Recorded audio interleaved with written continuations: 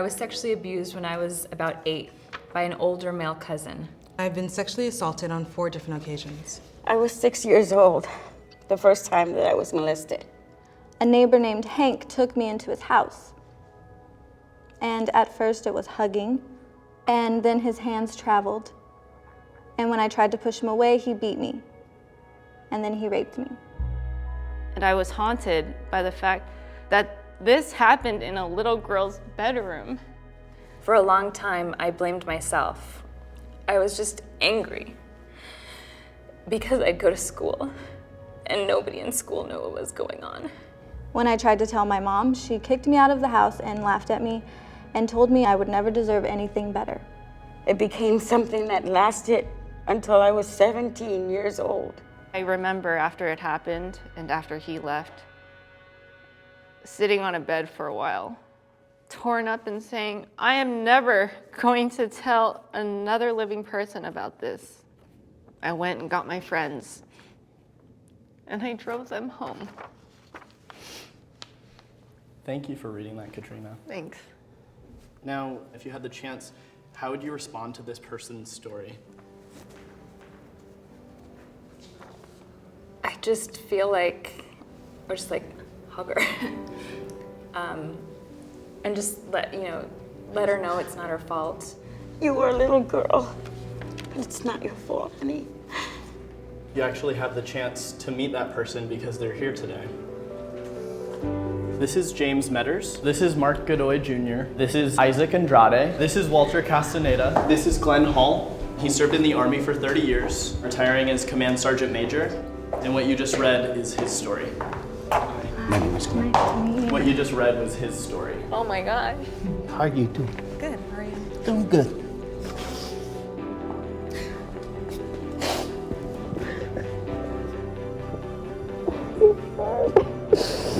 Thank you for reading my story. I know the statistic is 1 in 6. I'll go into a room and I'll count 6 men. Like there's somebody else in here. And they're probably dealing with it the same way I've dealt with it, which is not talking about it. To share the same experience, I was young and I was in college. I was sexually abused. We don't talk about these things, but it happens, I grew up in a Latino household where I know what that's like. my dad telling me, no llores, cabrón. No eres vieja, you're not a girl, don't cry. And on the other side, you're getting abused and you don't know what to say. I joined the Army to die. I was abused from the time I was born till I was 17. Masculinity made me put away what I was feeling and not really deeply feel what had happened to me and recognize and acknowledge what happened to me. Getting suspended in the 4th grade, getting in a fight, getting expelled from one high school, it's all part of the abuse. And it's all part of me and my child, my inner child, acting out and starving for attention. Mm-hmm. One of the reasons I rose in the rank of the military. They like tough guys. But inside I was dying. Still makes me emotional. That what happened to me wasn't because of who I am. It was something that was done to me. It's not me. I know a lot of males are too afraid to speak up, but I'm real open because I want to inspire the male survivors. That's not just males with disabilities, but also males without disabilities. Yeah. I identify myself as a Black gay survivor. I had a lot of fear, and I just posted a link on Facebook saying, this is my story, if you want to read it, you can read it. And the response I got after that was nothing but kind. Every time I share my story, especially as a man, I always hear back, hey, can I talk to you? Yeah, what's up? This happened to me too. This happened to me too. This happened to me too. I'm not doing it just for myself, it's for many others whose voices not been heard before. It's really hard not to cry.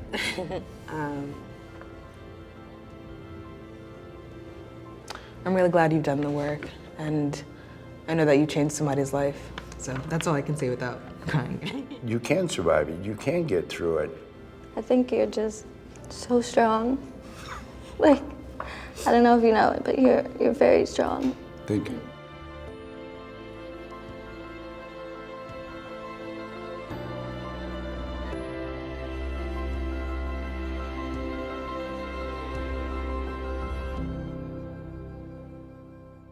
It just makes you remember and realize that everybody has a story.